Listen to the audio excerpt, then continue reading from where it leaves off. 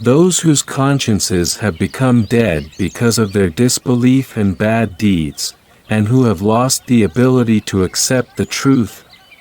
Allah, the Exalted, has sealed them because of their deeds, as Allah said. Rather, Allah sealed them because of their disbelief.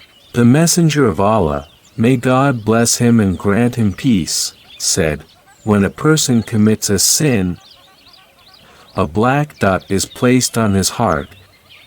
Then when he stops, asks for forgiveness and repents, his heart becomes bright, and if he sins again, the point is increased, until it touches his heart. This is the rust that Allah has mentioned in the Quran 14.